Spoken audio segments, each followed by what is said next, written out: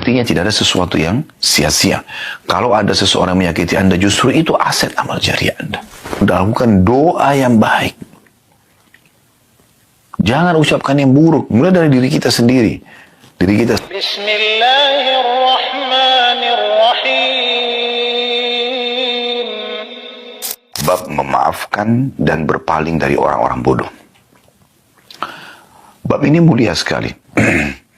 Tentu berat bagi orang yang tidak menggunakan keimanan di saat dia harus memaafkan orang yang berbuat salah pada dia. Kalau kita berjalan dengan akal manusia, apalagi ditunggangi dengan bisikan-bisikan syaitan, kita akan berpikir, untuk apa saya maafkan? Dia sudah menggibah saya, dia sudah memfitnah saya, dia sudah menyakiti saya, dan apapun alasannya. Namun Islam yang merupakan agama dari Sang Pencipta Allah Subhanahu wa taala dan satu-satunya agama yang Allah ridhai, sebagaimana Allah jelaskan dalam surah Al-Maidah surah nomor 5 ayat 3, potongan ayat 3 yang bunyinya al-yauma akmaltu lakum dinakum, hari ini aku sempurnakan agama kalian, wa atmamtu 'alaikum ni'mati, dan aku sempurnakan juga nikmatku pada kalian, wa raditu lakumul islam madina, dan aku ridho Islam sebagai agama kalian. Ini menjelaskan kepada kita sebagaimana Allah perintahkan, justru di saat itu kita disuruh memaafkan. Subhanallah, hasil survei di masa kita sekarang dengan berkembangnya teknologi, ternyata orang yang bisa mengontrol emosinya, orang yang bisa mudah memaafkan dan lapang dada, justru itu yang banyak selamat dari penyakit-penyakit kronis yang banyak menimpa orang di masa kita sekarang. Justru itu yang menjauhkan seseorang dari penuaan dini. Ya. Dan juga hubungan dia dengan Tuhannya Allah Subhanahu wa taala baik karena Allah perintahkan untuk itu, dan hubungan dengan manusia pun jadi baik. Dan di sini dikatakan bab memaafkan dan berpaling dari orang-orang bodoh. Maksudnya orang-orang yang menggunjing kita, yang memfitnah kita, menyakiti kita, orang bodoh. Mereka itu orang-orang yang tidak faham. Kalau mereka faham, mereka tidak akan melakukannya. Mereka justru sangat bodoh karena mengikuti hawa nafsunya, yang nanti akhirnya Allah akan murka dengan dia sebagai pencipta, karena Allah larang orang untuk melakukan perbuatan-perbuatan tersebut, menggunjing, memfitnah, menyakiti orang lain, dan segala macam jenis-jenisnya, atau jenis-jenis yang serupa dengan itu dari pelanggaran, kayak memukul, mencaci, mencerca, dan seterusnya. Dan juga dia akan merusak hubungan dia dengan manusia. Orang yang dia gunjing, orang yang dia fitnah, orang yang dia sakiti, itu akan membenci dia. Dan orang-orang yang disakitin ini punya masa, punya keluarga, punya teman-teman yang bisa dia pengaruhi juga untuk membenci orang tersebut. Oleh karena itu, apa manfaatnya?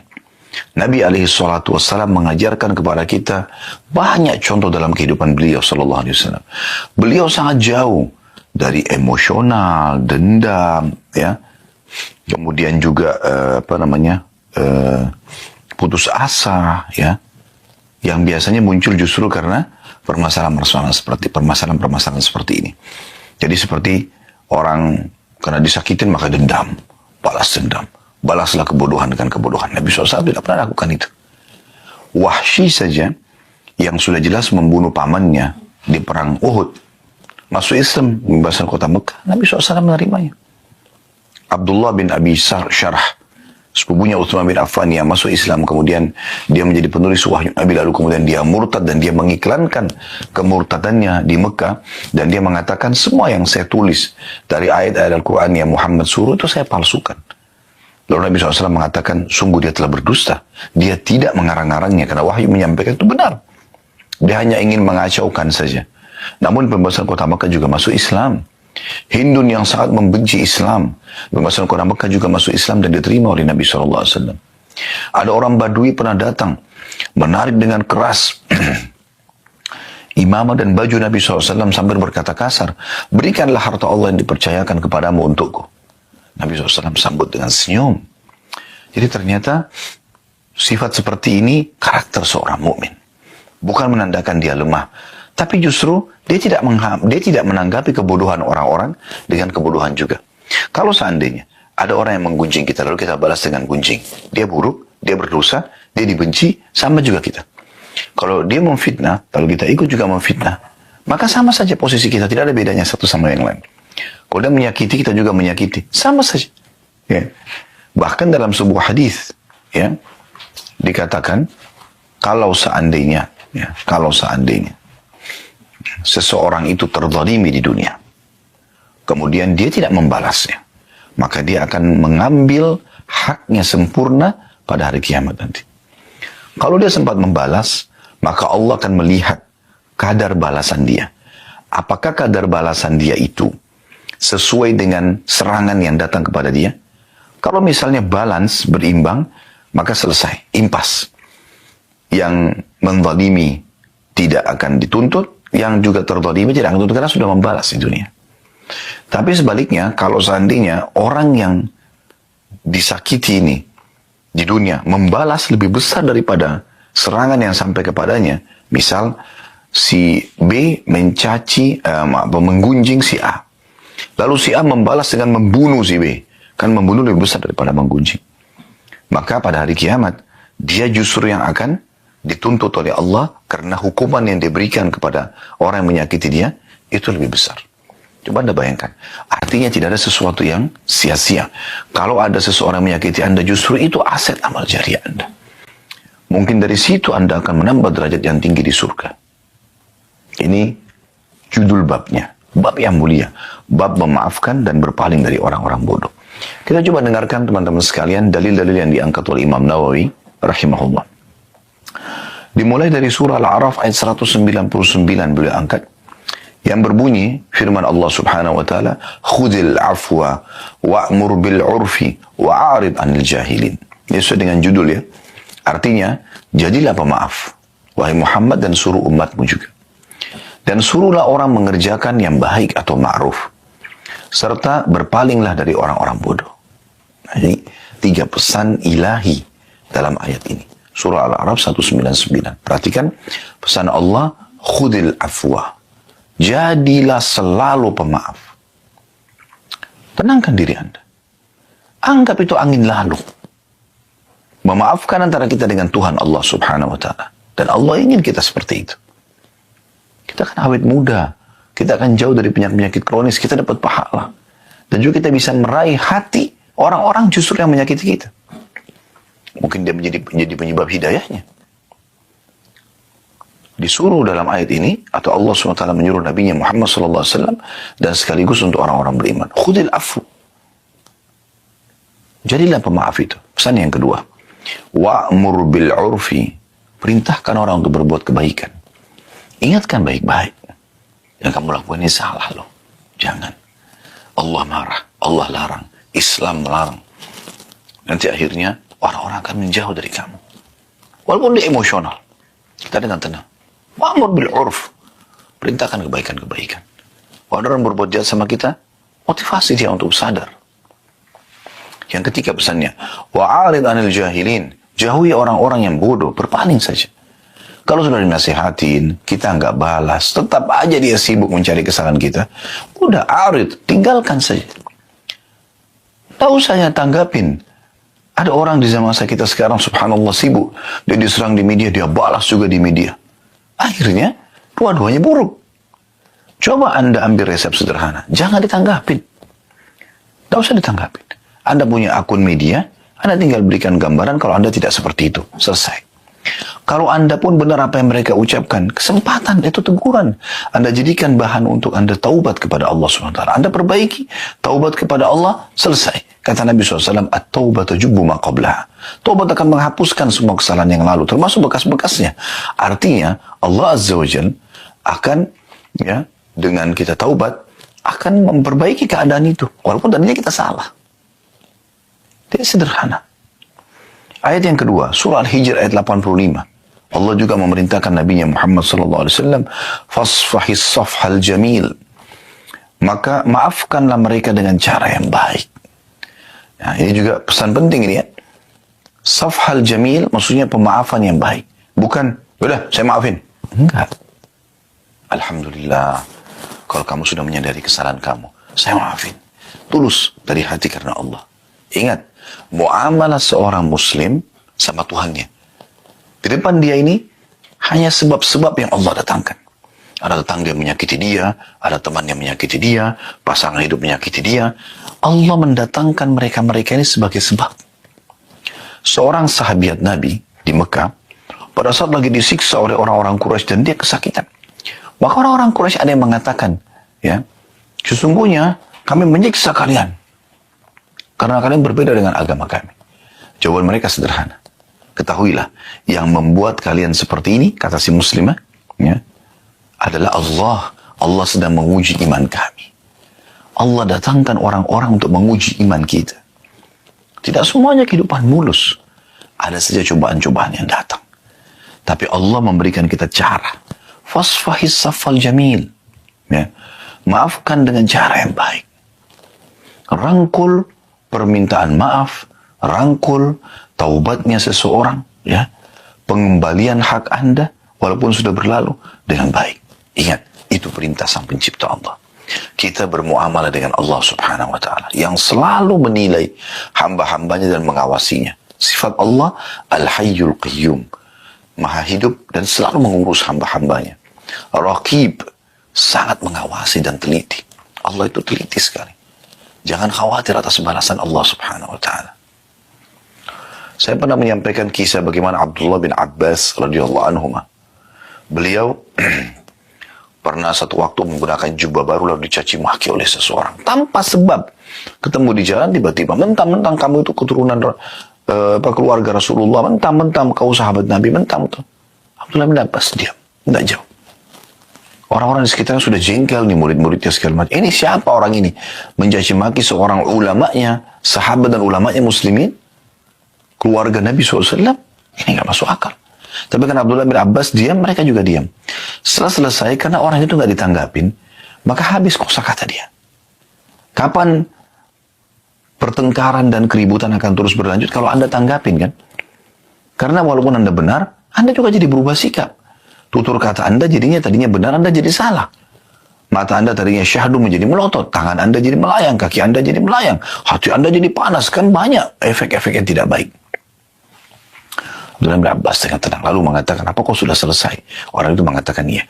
Abdullah bin Abbas radhiyallahu anhu mengetahui orang ini sebenarnya cemburu dengan jubahnya.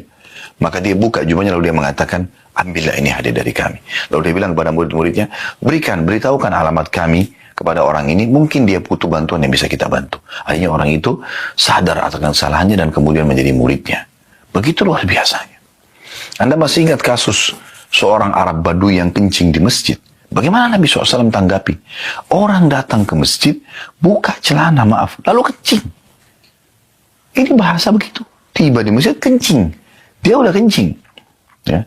Maka hampir semua sahabat berdiri ingin menghajar orang ini. Ingin menghukumnya. Nabi SAW memberikan isyarat agar mereka tenang. Ya. Kemudian, beliau cuma mengatakan, ambilkanlah satu bejana air. Kemudian tuangkan di tempat dia kencing. Artinya kan dia sudah kencing orang itu.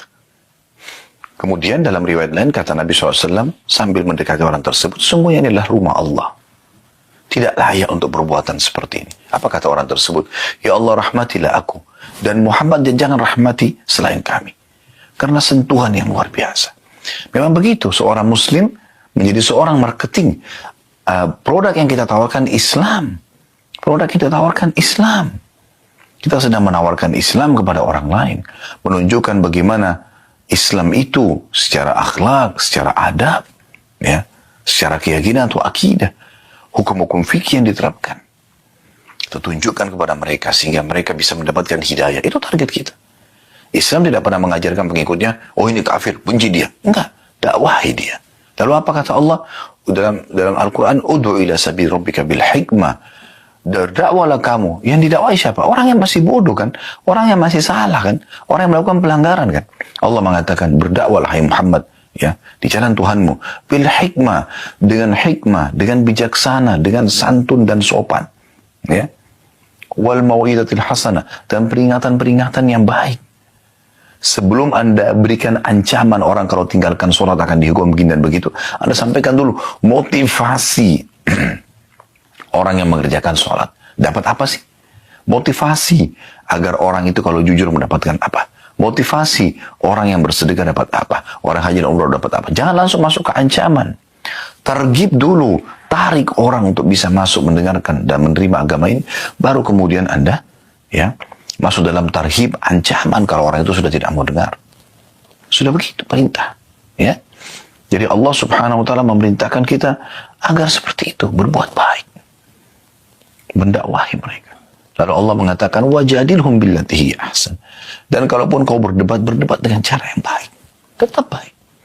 Bukan cuma itu teman-teman sekalian, kita disuruh berbuat baik di kancah peperangan, di kancah jihad. Musuh sudah keluar dengan senjata. Kata Nabi SAW, kalau kalian harus membunuh-bunuhlah dengan cara yang santun. Bagaimana bunuh santun? Orang main tebas leher, orang main potong, tusuk badan. Tapi maksudnya adalah kalau harus membunuh-bunuh, setelah itu tidak ada mutilasi. Kata Nabi SAW, jangan membakar. Karena yang boleh membakar hanya pemilik api itu. Allah Azza wa Jalla. Gak boleh. Gitu kan? Begitu luar biasa. Dan kata Nabi SAW, dan juga kalau kalian sembelih-sembelihlah dengan cara yang baik. Tajamkan pisau kalian. Buatlah tenang hewan sembelihan kalian. Hewan. Bentar lagi juga dipotong, dimakan dagingnya. Tapi disuruh berbuat baik. Pernah ada seorang sahabat mau menyembelih dombanya, ditidurkan di tanah. Lalu kemudian perutnya diinjak domba itu. Lalu dia asap pisaunya sambil domba itu melihatnya. Kata Nabi SAW, apa kau ingin membunuhnya 2 kali? Kenapa kau nggak lakukan sebelumnya? Kenapa tidak asap pisau di tempat lain? Jangan perlihatkan kepada dia. Efek-efeknya banyak. Karena dia stres, hewan itu bisa berontak dan lari, atau melawan, atau bahkan bisa membuat dagingnya jadi keras. Itu efek. Ya. Beda sekali dengan hewan sembelihan yang kita buat tenang. Nah, itu contoh. Pada hewan pun seperti itu. Umar bin Khattab radhiyallahu anhu pernah dikirim surat oleh Amr bin As dari Mesir.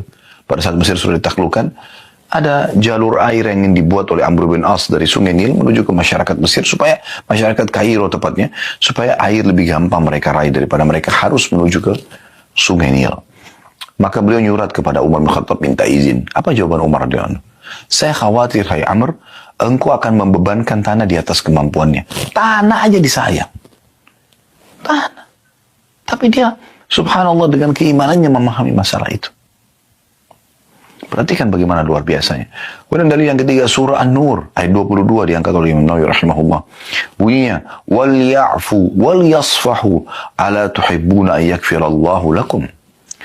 Dan hendaklah mereka memaafkan dan berlapang dada. Apakah kalian tidak suka bahwa Allah mengampuni kalian? Ayat ini, surah An-Nur ayat 22 turun kepada Abu Bakar radhiyallahu anhu. Anda mungkin sudah pernah dengar kisah kami sampaikan ya. Kisahnya unik sekali, kisah ifk. Kisah tuduhan zina, fitnah zina Aisyah dengan Safwan radhiyallahu anhu. Padahal mereka berdua lepas dari masalah hal tersebut. Salah satu yang menyebarkan isu gosip tersebut adalah sepupu Abu Bakar atau sepupu Aisyah. Yang dia selama ini dibiayai hidupnya oleh Abu Bakar. Setelah Abu Bakar tahu, Abu Bakar boikot orang itu. Manusiawi. Masa orang ini dibiayai hidupnya, masih keluarga lagi, masih sepupu. Lalu dia menyebarin gosip fitnah itu. Ya. Ada yang mengatakan namanya Musri bin Abi Musri, mengatakan kalau salah Marthad bin Abi Marthad ya. Salah satunya seingat saya. Karena ada 3 orang yang waktu itu kena cambuk, dia sebagai sepupunya Abu Bakar atau sepupunya Aisyah, ya, salah satunya. Kemudian yang kedua Hamna binti Jahash, ini adalah iparnya Nabi SAW, ya, saudaranya Zainab binti Jahash. Dan yang ketiga penyairnya Nabi Hasan bin Thabit radhiyallahu anhu majma'in. Mereka juga ikut sebarin gosip tersebut gitu. Tapi pada saat itu Abu Bakar akhirnya mengambil satu keputusan. Ini orang nggak tahu diri, udah dibantu, ya, masih kerabat, ngapain sebarin gosip tanpa memastikan? Akhirnya Abu Bakar memboikot. Mulai sekarang tidak ada bantuan lagi buat kamu. Apa yang terjadi? Allah subhanahu wa ta'ala turunkan surah An-Nur ayat 22. Ya, kalau dari awal ayat tentunya, dan janganlah orang-orang yang Allah berikan kelebihan harta kepada mereka mengatakan kepada sana kerabatnya. Ya. Kalau ya, mereka tidak akan dimaafkan. Kita bisa lihat surah An-Nur ya. Saya coba buka ayat lengkapnya. Surah nomor 24. Allah berfirman, Anda bisa buka surah An-Nur surah nomor 24 ayat 22. Wala ya'tali ulul fadli minkum was-sa'ati an yu'tu ulil qurba wal masakin wal muhajirin fi sabilillah wal ya'fu wal yasfahu ala tuhibbuna yakfirallahu lakum wallahu ghafurur rahim. Dan janganlah orang-orang yang mempunyai kelebihan dan kelapangan di antara kamu bersumpah, karena Abu Bakar bersumpah mengatakan demi Allah saya tidak akan bantu kamu lagi. Ya, kepada sepupunya ya. bahwa mereka tidak akan memberi bantuan kepada kaum kerabatnya, karena orang ini masih kerabatnya, orang-orang yang miskin dan orang-orang yang hijrah pada jalan Allah. Dan hendaklah mereka memaafkan dan berlapang dada. Coba bayangkan, anaknya sudah digosipin fitnah, menjadi sumber gosip yang sangat besar pada saat itu di kota Madinah. Istri Nabi selingkuh. Abu Bakar sangat terpukul. Yang sebarin sepupunya. Bersumpah sama Abu Bakar, saya tidak akan bantu kamu lagi demi Allah. Maka Allah menyuruh apa? Perhatikan. Dan janganlah orang-orang yang mempunyai kelebihan, harta, dan kelapangan. Ya, di antara kamu bersumpah bahwa mereka tidak akan memberikan bantuan kepada kaum kerabatnya. Ini orang. Ya, orang-orang miskin, dia juga miskin. Dan orang-orang yang hijrah pada jalan Allah. Dia termasuk hijrah dari Mekah. Ya, orang Mekah ini, muhajirin. Dan bahkan ikut di Badr. Maka Allah mengatakan, hendaklah mereka memaafkan dan berlapang dada, apakah kamu tidak ingin bahwa Allah mengampunimu? Dan Allah maha pengampun lagi maha penyayang. Ya. Subhanallah, pada saat turun ayat ini, kata Abu Bakar sambil menangis, betul Tuhanku, aku ingin engkau memaafkanku. Maka dia pun membayar sumpahnya. Ya. Kemudian setelah itu dia kembali memberikan bantuan kepada sepupunya yang tadi, ya, menyebarin gosip, ya, dan dia maafkan. Dan tentu dia tetap kena hukuman sepupunya Abu Bakar itu, ya, kena cambuk, menyebarin gosip 80 derah gitu. Nah, ini poin yang luar biasa. Kemudian selanjutnya teman-teman sekalian, surah Al-Imran ayat 134 yang diangkat oleh beliau, yang bunyinya wal afina 'anil nas wallahu yuhibbul muhsinin, dan orang-orang yang suka memaafkan kesalahan orang lain, dan Allah mencintai orang-orang yang berbuat kebaikan. Ya. Jadi di sini Allah mengatakan wal afina 'anil nas, yang suka memaafkan banyak manusia, bukan hanya satu orang, ya, banyak orang, berulang kali terjadi dalam hidupnya, mudah sekali memaafkan, sudahlah, gitu. Tapi tetap, ya, dia akan mendapatkan haknya di sisi Allah Subhanahu Wa Taala, ya. Dan Allah menyukai orang-orang yang berbuat kebaikan maksud di sini diantaranya adalah memaafkan orang. Kemudian surah Asy-Syura, ini dari Al-Quran yang terakhir yang diangkat oleh beliau, ayat 43. Yang bunyinya wala man sabara wa ghafara inna dzalika lamin azmil umur. Tetapi barang siapa yang bersabar dan memaafkan, sesungguhnya yang demikian itu termasuk perbuatan yang mulia. Barang siapa yang bersabar gangguan orang dan memaafkan, sudahlah, gitulah. Orang bodoh, orang nggak paham. Gitu. Ya. Maka sesungguhnya, ya, itu termasuk perbuatan yang mulia. Lalu kata Imam Nawawi rahimahullah di sini, dan ayat-ayat dalam bab ini cukup banyak dan dikenal. Kita akan masuk ke hadis pertama, saudaraku seiman, dalam bab ini, bab 75, bab memaafkan dan berpaling dari orang-orang bodoh, hadis nomor 648 dari awal belajar. Betul, alhamdulillah kita sudah mempelajari 648 hadis, bahkan lebih daripada itu, karena terkadang dalam satu urut nomor seperti ini ada beberapa hadis atau beberapa riwayat. Hadis ini berbunyi dari Aisyah radhiyallahu anha. Beliau berkata kepada Nabi SAW, "Hal ata 'alaika yawmun kana ashadda min yawmi Uhud?" Qala laqad lakitu min qaumiki wa kana ashaddu ma lakitu minhum yawm al-'aqabah. إذ عرضت نفسي على ابن يليل ابن عبدي يليل ابن عبدي كلال."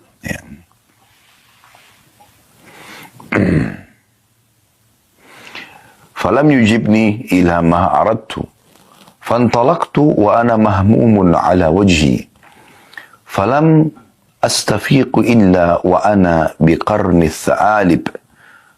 الثعالب فرفعت رأسي وإذا أنا بسحابة قد أظلتني فنظرت فإذا فيها جبريل عليه السلام فناداني فقال إن الله تعالى قد سمع قول قومك لك وما ردوا عليك وقد بعث إليك ملك الجبال لتأمره بما شئت فيهم فناداني ملك الجبال فسلم علي ثم قال يا محمد إن الله قد سمع قول قومك لك وأنا ملك الجبال وقد بعثني ربي إليك لتأمرني بأمرك فما شئت إن شئت أطبقت عليهم الأخشبين فقال النبي صلى الله عليه وسلم بل أرجو أن يخرج الله من أصلابهم من يعبد الله وحده لا يشرك به شيئا. Kata Aisyah radhiyallahu anha, mohon maaf, apakah engkau pernah mengalami suatu hari yang lebih berat daripada perang Uhud? Beliau menjawab, sallallahu alaihi wasallam, aku benar-benar telah mendapatkan apa yang aku dapatkan dari kaummu, wahai Aisyah. Yang paling berat yang aku terima dari mereka adalah pada hari Aqabah. Ketika itu, aku menawarkan diri kepada putra Abdul Lail bin Abdul Kulal. Ternyata dia tidak menyambut apa yang aku inginkan. Maka aku pergi dengan sangat sedih sepanjang perjalananku. Aku tidak tersadarkan diri kecuali ketika sampai di Qarn Tha'alib. Ya. Ini ada tulisan footnote nomor 507, tempat ihram atau miqat bagi penduduk Najd. Juga disebut Qarnul Manazil, ya, yang berjarak sehari semalam dari kota Mekah. Aku angkat kepalaku, ternyata ada awan yang menaungiku. Aku memperhatikannya, ternyata di sana ada Jibril AS.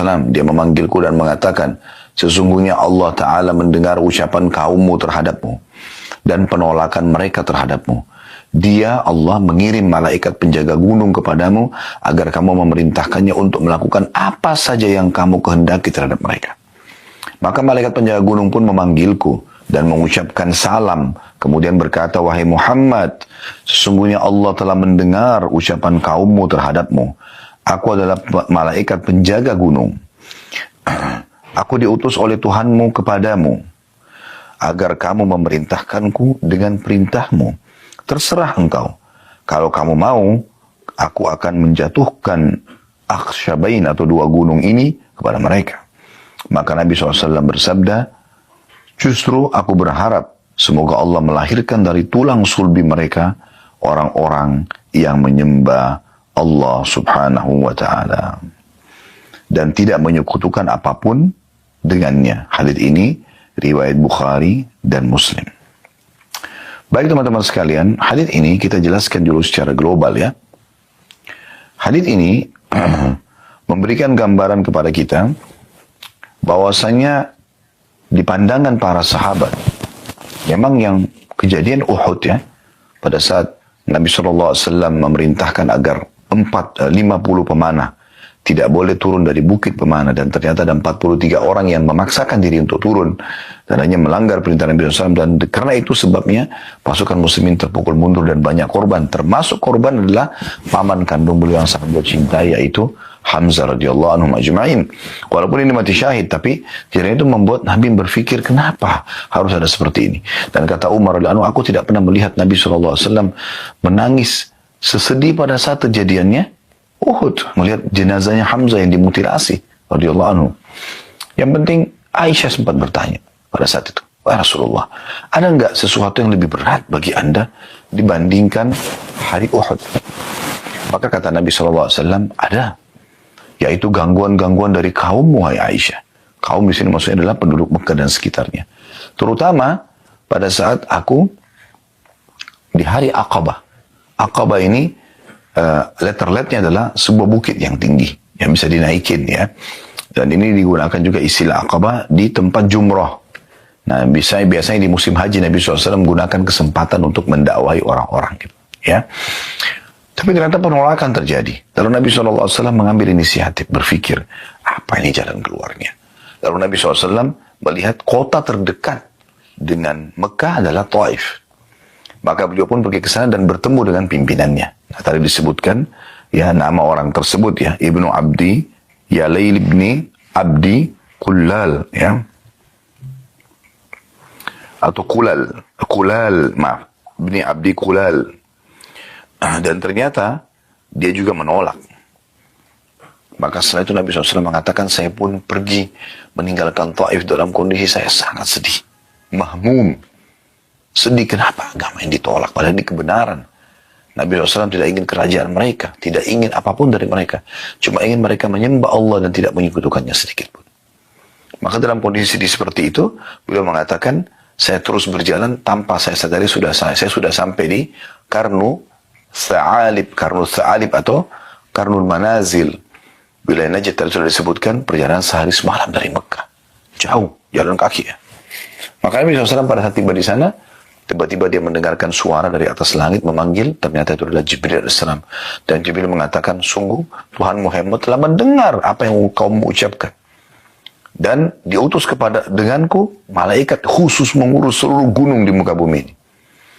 Maka malaikat itu pun mengucapkan salam kepadaku, kata Nabi SAW, lalu kemudian mengatakan, hai Muhammad, Allah Tuhanmu telah mendengarkan gangguan kaummu kepadamu, penolakan mereka.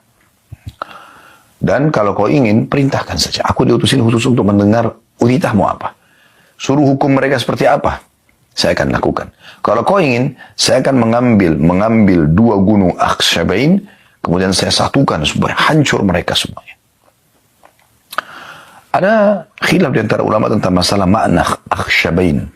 Apakah gunung itu adalah gunung yang ada di Mekah saja, sehingga dua gunung itu disatukan dan penduduk Mekah akhirnya kena hukuman pada saat itu, atau Akhsyabain ini bisa juga gunung di Mekah sama di Taif. Jadi dua kota ini hilang dari sejarah manusia. Dalam beberapa buku sejarah saya pernah temukan, dalam beberapa athar disebutkan juga ya, riwayat bahwasanya Jibril mengatakan, kalau kau terima ini, maka akan mereka dihancurkan dan dakwamu akan menyebar. Atau kalau kau bersabar, maka juga dakwamu akan diterima, akan menyebar. Maka Nabi SAW mengucapkan kata-kata yang tadi sudah kita sebutkan dalam akhir riwayat ini, sesungguhnya aku akan bersabar. Dan aku berharap dari tulang sulbi mereka nanti, maksudnya keturunan mereka, keluar orang yang beriman kepada Allah dan tidak melakukan kesyirikan. Dan subhanallah, doa Nabi SAW ini mustajab. Ya, harapan beliau mustajab. Keluar dari kota Taif, seorang perawi hadis yang paling banyak menyampaikan hadis dari kalangan laki-laki, Abdurrahman ibn Sakhr radhiyallahu anhu, atau julukannya Abu Hurairah atau Abu Hir. Dan keluar dari penduduk Mekah, dari As bin Wa'il, ada Amr bin As. As bin Wa'il orang yang sangat benci Islam, tapi Amr bin As masuk Islam. Keluar dari Abu Jahal, ada Ikrimah bin Abi Jahal, masuk Islam. Abu Jahal Fir'aunnya umat ini, tapi anaknya masuk Islam. Ya. Kemudian dari Umayyah bin Khalaf, ada Safwan bin Umayyah bin Khalaf, masuk Islam. Safwan, gitu kan. Jadi banyak yang lahir dari Al-Walid, ya, lahir Khalid bin Walid. Mereka orang-orang yang benci dengan Islam, ayah-ayah mereka, tapi dari keturunannya keluar orang yang beriman kepada Allah Subhanahu wa taala. Baik. Kita langsung masuk saja ke pelajaran pertama dari hadis. Pelajaran pertama, bahwasanya setiap orang beriman pasti akan diuji. Tidak ada orang beriman tidak diuji. Bahkan dalam sebuah hadis kata Nabi SAW, idza habba Allah 'abdan ibtalah. Kalau Allah cinta seorang hamba, Allah akan uji dia. Lalu apa manfaatnya Ustaz orang diuji? Kan enggak enak orang terganggu. Baik. Tujuannya banyak, hikmahnya banyak. Di antaranya adalah Anda akan menyadari kalau Anda punya Tuhan. Dan itu adalah panggilan yang sangat ya cepat agar Anda segera kembali ke Tuhan Anda. Karena kita kalau lagi sakit, diganggu orang, kita jadi lebih gampang untuk wudu, sholat, tunduk kepada Allah, minta agar diberikan jalan keluar. Itu tidak bisa kita dapatkan kalau lagi tidak ada masalah. Sulit sekali. Saya pernah hadapin masalah, mudah sekali kita netesin air mata kalau kita sedang hadapi masalah dan kita berdoa kepada Allah. Tapi kalau lagi tenang-tenang saja, kita mau menangis susah gitu kan. Sementara menangis, karena Allah SWT bagian daripada ibadah. Bahkan kata Nabi SAW, di antara 7 golongan yang akan Allah naungi pada hari kiamat, tidak ada naungan kecuali dengannya adalah seseorang yang mengingat Allah sendiri lalu dia meneteskan air mata. Dan kata Nabi SAW, tidak akan tersentuh api 2 mata ya yang menangis karena Allah Subhanahu Wa Taala. Ini luar biasa gitu. Dan Nabi SAW berlindung dari mata yang tidak pernah meneteskan air mata. Wa min ainin ainin la tadma. Dan jangan sampai Allah mataku ini tidak pernah menangis gitu. Itu subhanallah, kalau ada masalah kita bisa rasakan dan mendapatkan itu. Kenikmatan yang mahal sekali. Jadi kita tahu kita punya Tuhan dan akhirnya kita kembali kepadanya. Pelajaran yang lain, Anda jadi meringkas umur Anda di atas ketaatan. Kalau orang kalau lagi ada masalah, dia sulit untuk berbuat dosa. Dosa itu kan terjadi kalau orang lagi banyak waktu lowongnya. Ya, lagi santai. Tapi kalau orang sakit, lagi ada masalah, dia tidak akan melakukan dosa. Dia ingin keluar dari permasalahannya. Dia ingin mendapatkan solusinya. Kemudian yang ketiga, yang hikmah yang Anda bisa ambil dari masalah-masalah yang sedang terjadi dari ujian itu adalah Anda jadi ambil pelajaran dan dapat pengalaman hidup. Ya, ternyata ada orang yang berbuat begini dan kalian kita tidak terjerumus lagi. Kan jadi pelajaran. Dan itu mahal sekali. Tidak selamanya pelajaran itu teori, tapi bisa praktek lapangan. Kan gitu. supaya Anda tidak jatuh di lubang 2 kali sebagaimana sabda Nabi SAW. Jadi banyak faedah yang bisa kita ambil. Ini yang pertama. Faedah kedua dari hadis, ya. Dan itu tentu di sini diambil bagaimana Nabi SAW aja diuji, ya. Faedah yang kedua dari hadis, dakwah itu tidak selamanya diterima. Ada dakwah yang kita sampaikan diterima, ada dakwah tidak diterima.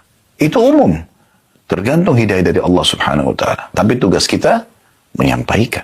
Saya hanya bisa menyampaikan seperti ini kepada Bapak Ibu sekalian. Saya nggak bisa paksakan. Anda mau dengar, alhamdulillah. Anda mau ambil ilmunya, alhamdulillah. Itu manfaat buat Anda. Dan saya juga senang. Karena saya bisa mendapatkan pahala dari situ. Tapi kalau Anda tidak mau, saya nggak mungkin paksakan. Gitu kan? Tugas kita hanya menyampaikan. Semua nabi-nabi menyampaikan dan diceritakan dalam Al-Quran. Mereka hanya balagul mubin. Menyampaikan saja. Dengan kejelasan.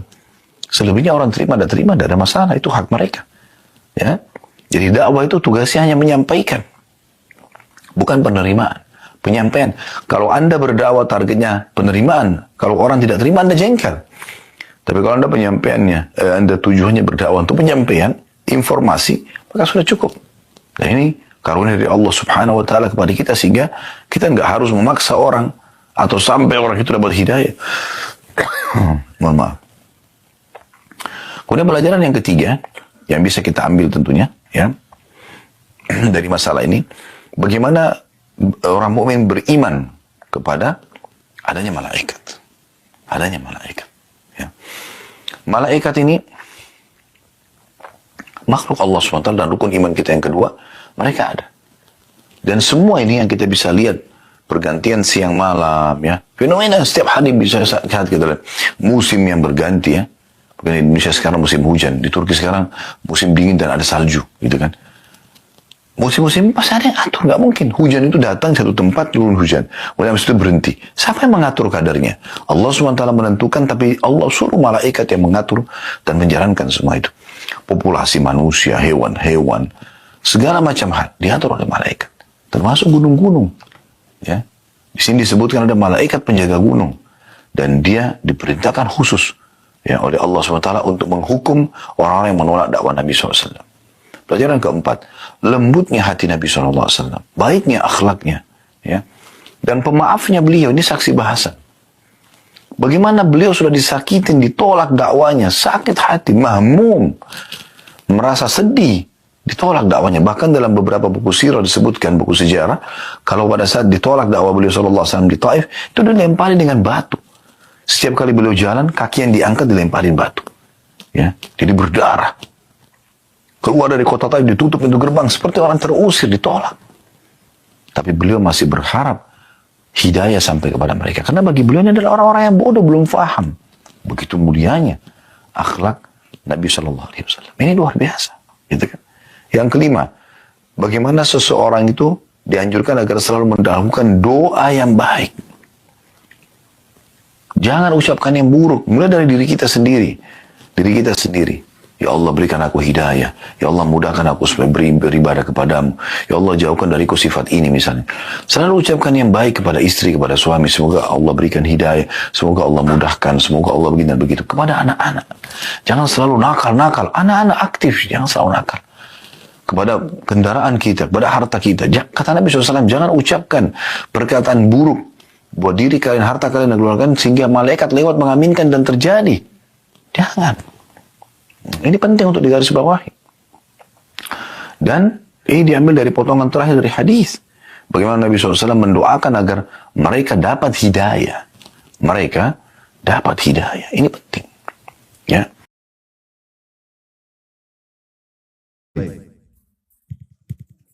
Doa permohonan di halaman 9, ya, yaitu doa yang memohon sesuatu yang bermanfaat, yakni yang memberi manfaat bagi pemohon, atau yang menghindarkan dari bahaya, atau meminta hajat-hajat. Ya. Jadi di sini kalau Bapak Ibu ada hajat, disembuhkan penyakitnya, selamatkan dari mara bahaya, ditambahkan rezeki dan segala macam, itu dikenal dengan doa masalah atau doa permohonan.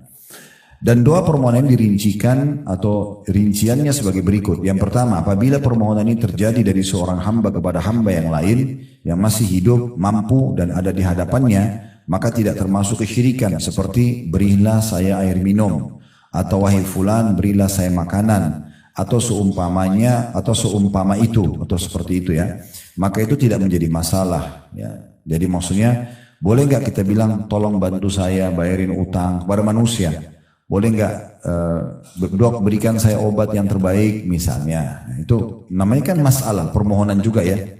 Tapi yang seperti ini masih boleh kalau syaratnya tadi minta kepada orang yang masih hidup, bukan jenazah di kuburan ya.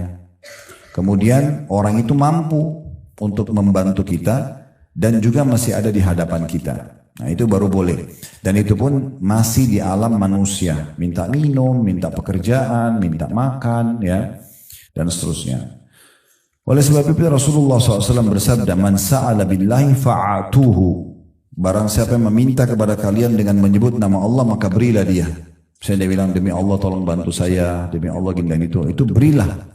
Gak usah peduli dia, tapi kita sedang memberi untuk Allah, tadi sudah kita jelaskan. Wa man ista'adha billahi fa'idhu. Dan barang siapa yang meminta perlindungan kepada kalian dengan menyebut nama Allah, maka berilah perlindungan kepadanya. Selama dia bukan pelaku kriminal. Ya. Minta dilindungi, ya. Ada orang kena longsor, gempa, segala macam. Kemudian minta bernaung ya di rumah kita misalnya sementara gitu-gitu ya. Atau ada orang keluarga datang dari luar kota, dia butuh transportasi, lalu kita memberikan kepada dia. Nah itu semua masuk dalam masalah ini. Kemudian yang ketiga, وَمَنْ دَعَاكُمْ فَأَجِيبُوا. Dan barang siapa yang mengundang kalian dalam kurung untuk menghadiri walimah dan lain-lainnya, maka penuhilah. Undangan hukumnya wajib untuk dijawab selama bukan maksiat kepada Allah dan selama ibu dan bapak mampu. Undangan perkawinan, undangan pengajian, undangan apa. Kalau kita nggak bisa dari awal bilang maaf saya belum bisa hadir, karena itu wajib. Nggak boleh ibu bercanda dan bapak sekalian atau iseng-iseng atau apalah cuma formalitas mengatakan misalnya ya saya akan datang, tapi sudah niat dalam hati nggak mau datang, itu nggak boleh. Ya. Kemudian selanjutnya waman sana ilaikum ma'rufan fakafi'u. Dan barang siapa yang berbuat baik pada kalian maka hendaklah kalian balas. Tetangga kirim makanan, jangan piringnya kembali kosong, ya. Jadi selalu bantu, apa yang orang kasih kita balas, minimal sama, bagusnya lebih baik. Orang cuma kirim apa dari tetangga sebelah, kita kirim yang lebih baik. Orang kasih kita baju nilai berapa, kita kasih lebih baik. Itu semua bukan karena dia, tapi karena Allah Subhanahu wa ta'ala. Ini juga sedikit saya ingin tambahkan dalam masalah rumah tangga ya. Kalau seorang suami itu hanya niat karena istrinya, ini ada saatnya dia jengkel. Ada saatnya dia jenuh. Seorang istri kalau dia layani suaminya hanya karena suaminya, satu waktu dia lagi nggak enak, nggak mood, dia nggak mau layani. Bagaimana caranya supaya kalau selalu saja aman? Karena Allah. Nggak usah lihat lagi siapa suami kita, siapa istri kita, siapa anak kita, siapa orang tua kita, nggak usah lihat lagi. Allah telah menghubungkan hukum untuk mendapatkan pahala di sisi surga dengan orang-orang ini. Cari ridho suami, memenuhi kebutuhan istri, bakti sama orang tua, pendidikan baik buat anak. Ini semua karena Allah yang perintahkan. Nah itu beda sekali itu. Beda sekali. Jadi tidak ada kejenuhan. Tidak ada kejenuhan. Pernah ada seorang laki-laki datang kepada Imam Ahmad berkata begini, "Wahai Imam, kalau seandainya kami lagi marah sama istri, lagi tidak mood dan segala macam, tetapi dia membutuhkan biologis, apakah kami dapat pahala kalau kami tetap menggauli mereka?" Kata Imam Ahmad, "Ya, kamu bisa niatkan untuk memberikan hak dia, atau niat untuk mendapatkan keturunan. Dilarikan ke ibadah. Udah beda kasusnya." Begitu juga seorang wanita pernah datang kepada Aisyah mengatakan sebaliknya, "Ya, wahai Ummul Mukminin, kalau kami lagi jengkel, lagi marah sama suami gitu, apakah kami tetap wajib menjawab ajakannya untuk biologis? Kami lagi nggak mau. Dosa nggak kalau nggak? Kalau nggak layani?" Kata Aisyah, "Iya. Kalau kalian berada di atas unta, sudah mau jalan, kalau ibu-ibu sekarang sudah di mobil, sudah mau pergi acara mana, dipanggil oleh suami, tetap wajib jawab." Terus bagaimana poinnya? Ya niatnya karena ibadah. Tadi keluarnya itu, ya, itu karena bukan niat ibadah. Ya. Baiklah, selanjutnya. Siapa yang berbuat baik padamu, maka hendaklah kamu balas. Kemudian, فَإِنْ لَمْ تَجِدُوا مَا تُكَافِئُونَهُ فَادْعُوا لَهُ حَتَّى تَرَوْا أَنَّكُمْ قَدْ كَفَأْتُمُوهُ. Dan kalau kalian tidak mendapatkan sesuatu yang bisa kalian balaskan dari kebaikan dia, maka doakan dia, balas dengan doa sampai kalian merasa bahwa kalian telah membalas kebaikannya. Terus doakan sampai seakan-akan kita sudah puas untuk memberikan sesuatu balasan kepada dia, ya. Jadi kita juga penting begini Bapak Ibu sekalian. Orang kalau niat ibadah itu pasti dia selalu besarkan apapun nikmat yang ada depan matanya. Dia besarkan. Orang kasih dia cuma sepiring nasi, dia akan mengenang seumur hidupnya itu. Dibesarkan itu. Tidak dianggap remeh, ya. Jadi memang seperti itu. Orang kalau mau niatkan ibadah seperti itu. Makanya Umar bin Khattab berkata, saya akan terus berterima kasih seumur hidup saya pada seseorang yang mengingatkan satu kekurangan saya. Jadi kalau Umar itu berharap ada yang datang, Umar kamu itu salah loh begini, itu Umar akan terima kasih seumur hidup. Jadi dia besarkan itu kebaikan orang. Sehingga bukan berarti, saya kan sudah pernah balas tuh makanannya. Enggak usah pikir balasan kita.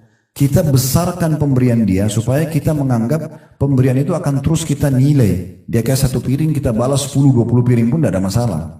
Gitu loh. Kan gitu. Jadi tidak perhitungan dalam memberikan karena semua itu tetap ada nilai pahala. Sedekah piring pertama, 2, ketiga, ke 100 sama aja pahala terus. Dan memang wajar karena dia pernah berbuat baik. Sunnah Nabi membalasnya. Kan gitu. Nah itu poin-poin penting yang juga kita bisa ambil dari sini. Yang kedua, berdoa kepada makhluk dan meminta darinya sesuatu yang tidak dapat dilakukan oleh selain Allah. Maka ini menjadikan orang tersebut musyrik dan kafir. Baik yang diminta itu masih hidup ataupun sudah mati. Berada di hadapannya atau tidak. Seperti perkataan, wahai Kiai Fulan atau Syekh Fulan, sembuhkanlah penyakit saya. Kembalikanlah barang saya yang hilang. Panjangkanlah umur saya. Berilah saya anak dan lain-lainnya.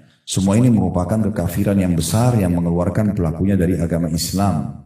Ya, jadi kalau sesuatu yang merupakan hak kausalitasnya Allah nggak bisa minta pada makhluk. Ya tadi minta keturunan. Dokter hanya bisa membantu. Tolong bantu saya dok, tapi jangan bilang dok berikan saya anak. Itu nggak bisa. Karena itu yang bisa memberikan hanya Allah Subhanahu Wa Taala. Gitu. Allah berfirman dalam surah Al-An'am ayat 17, wa iyyamsaska Allah bidurrin fala kashifa lahu illa hu wa iyyamsaska bi khairin fahuwa ala kulli syai'in qadir. Jika Allah menimpakan suatu kemudaratan kepadamu, maka tidak ada yang menghilangkannya selain diri dia sendiri. Jadi hanya Allah yang bisa mengeluarkan. Kalau kita sakit, yang ciptakan kita Allah, yang ciptakan penyakit Allah, yang bisa sembuhkan hanya Allah, ya. Dan jika dia mendatangkan kebaikan kepadamu, kalau Allah sudah menjadikan itu sebagai rezeki kita, maka dia maha kuasa atas tiap-tiap segala sesuatu. Tidak ada yang bisa menghalangi. Kalau itu rezekinya Bapak Ibu, tidak ada yang bisa menghalangi kalau Allah sudah kasih. Walaupun satu dunia tidak ingin itu sampai kepada kita. Ini dalil tentang masalah tidak bolehnya memohon yang merupakan hak kausalitasnya Allah, hak sepenuhnya punya Allah, minta keturunan, sembuh penyakit dan segala macam, atau dikembalikan barang hilang, itu tidak boleh dialihkan kepada makhluk. Juga Allah SWT berfirman dalam surah Yunus ayat 106 sampai 107, "Wala tad'u min dunillahi ma la yanfa'uka wa la yadurruk, fa in fa'alta fa innaka idzan minadh dhalimin. Wa in yamsaska Allah bidurrin fala kashifa lahu illa hu wa in yuridka bi khairin fala radda li fadli yusibu bihi man yasha'u min 'ibadihi wa huwal ghafurur rahim." Dan janganlah kamu menyembah apa-apa yang tidak bermanfaat dan tidak pula memberikan mudarat kepadamu selain Allah. Seperti orang pakai jimat, minta-minta pada kuburan, ya, para peramal-peramal, itu semuanya ya. Sebab jika kamu berbuat demikian, kamu minta-minta kepada selain Allah itu, maka sungguhnya kamu kalau begitu termasuk orang-orang yang zalim, maksudnya berdosa besar. Jika Allah menimpakan satu kemudaratan kepadamu, maka tidak ada yang dapat menghilangkannya kecuali Dia. Nah, di sini saya mau berbagi tipsnya. Kalau Bapak Ibu lagi ada ujian, maka jangan buru-buru menyalahkan yang kita anggap sebab. Tapi langsung introspeksi diri dulu. Karena semua ujian kalau datang, itu dalam bentuk teguran dari Allah. Apa saja. Maka yang pertama, astagfirullah. Lalu berdoa sama Allah. Sholat taubat. Minta ya Allah kalau permasalahan ini karena dosa hambamu maafkanlah. Selesai itu sebenarnya. Tapi kita masalahnya cari tahu di kalangan manusia ini siapa penyebabnya. Lalu kita ribut, kita bertengkar, kita ribut. Ini tidak ada manfaatnya. Allah yang mendatangkan orang-orang ini sebagai penyebab untuk menjadi teguran buat kita. Kita harus lebih ke situ melihatnya. Karena di sini katakan jika Allah menimpakan satu kemudaratan kepadamu, maka tidak ada yang dapat menghilangkannya kecuali Dia. Dan jika dia menghendaki kebaikan bagi kamu, maka tak ada yang dapat menolak karunia-Nya. Tidak ada yang bisa menghalangi itu. Dialah yang memberikan kebaikan itu kepada siapa yang dikehendakinya di antara hamba-hambanya, dan Dia yang Maha Pengampun lagi Maha Penyayang. Jadi sekali lagi saya ingatkan, kalau kita sehat, kita lagi banyak nikmat, yang ciptakan kita Allah, yang ciptakan nikmat itu Allah, yang bisa pertahankan hanya Allah. Minta dan bersyukur padanya, selesai urusannya. Makhluk akan Allah datangkan untuk memenuhi kebutuhan kita. Kalau kita sedang sakit, lagi ada musibah, difitnah orang dan segala macam, harta kita diambil, yang ciptakan kita Allah, yang ciptakan ujian itu Allah, yang bisa memberikan jalan keluar hanya Allah. Maka langsung introspeksi diri, muhasabah, salat, taubat, istighfar, selesai urusannya. Ya. Selanjutnya Allah SWT juga berfirman dalam surah Al-A'raf ayat 194 yang bunyinya innal ladzina tad'una min dunillahi ibadun amsalukum fad'uuhum falyastajibu lakum in kuntum shadiqin. Sesungguhnya berhala-berhala atau apapun yang kalian seru selain Allah itu adalah makhluk yang lemah yang serupa juga dengan kalian. Maka serulah berhala-berhala itu, lalu biarkanlah mereka memperkenankan permintaanmu jika memang orang-orang itu benar. Jadi maksudnya semua selain Allah makhluk. Kita sama malaikat sama, kita sama jin sama, kita sama matahari dan bintang-bintang sama, kita sama udara, sama air, semuanya sama. Ciptaan Allah makhluk.